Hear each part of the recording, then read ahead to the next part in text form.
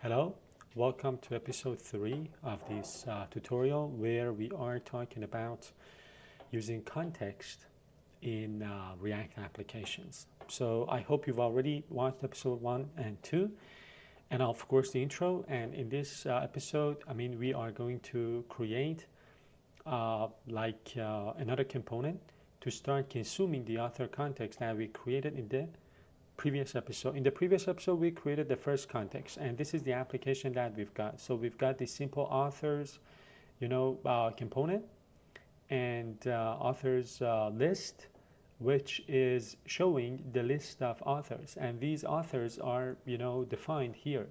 So inside of my authors context. Now, in this episode, we will create another component to start adding authors to the context. So yeah, the objective is to create a component that allows user to add a new author using the setAuthors function from our context. So if you take a look at the,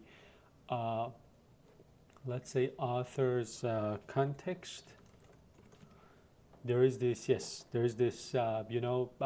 hook, and there is this state, right? Set authors and authors. We will like to have another component that will use this in order to add a new author to the context.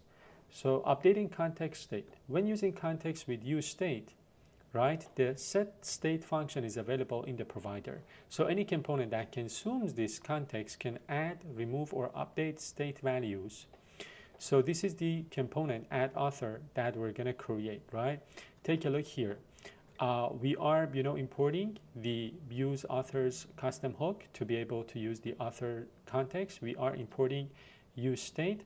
So this is the hook we're using, useAuthors, and this gives us access to authors and setAuthors, and this is the local state that I'm using for this component, because this addAuthor component will have the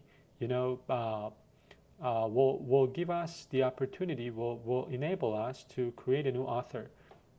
So again, the rest of it is very simple. I have, declared a form. The submission of the form is being handled using handle submit, which is defined here. I am preventing the default behavior of the form, which is posting the form to the server. And then I am, checking whether I've got a name value inside of my state, and the state is being, as you can see here, it is bound to that state. This input is bound to that state. So we've got two-way data binding. So we're showing the value, and on change for this input, we are updating the value of that state, right? So data binding, two-way data binding between the input and that a local state of the component. And then if there is a real, string inside of the name state, we are going to create this object, right? And using the setAuthors, which we received using that custom hook coming from the context, we are going to add that new author to the list of authors which are, in the context currently. And then we're going to reset the, local state. So this is the way to kind of, start using this author component to update the data inside of the estate.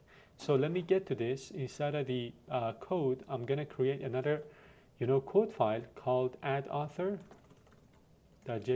This is the component, and I am going to start implementing this. So importing the state, useState, importing the context, creating the addAuthor component, using the custom hook from the context, creating a local state, creating the handle submit function for form submission, checking the value inside of name, creating the new object, new author object, and then setting the authors from the context, updating it, and then the form. The form, as you can see, is going to be handled using handle submit, and there is an input which is bound to that local state. And then of course we've got the button of type submit to submit the form. And then we are going to import the component. So this is the addAuthor component. The next step is to go to app.jsx. If you take a look here, So this is what is happening here. Use authors is that custom hook that gives us access to the list of authors currently in the context. And of course, we will have the access to that array as well as the set authors, which will be helpful to update that state inside of the context. So we use set authors coming from the context to add a new author to the list. We have datetime.now. This generates a temporary unique ID, and we've got set name. Name was a local, state inside of the component. So this clears the input after submission. The next step is to start using the add author component inside of our app component. So after the author list or before it, I'm gonna, use add author, and of course I am importing it from here as well. So inside of my app.jsx, I am going to import add author, and here I will have this input and this button, and I can start adding, for example, my own name to this. And this button is, as you remember, this button is calling is submitting the form. The form, when submitted, is going to be handled using handle submit. And handle submit, as you can see, it is using the set authors coming from the context, right? The set authors coming from the context to add this new author, which is being created using the value inside of the local namestate to that array inside of the context type. So right now we've got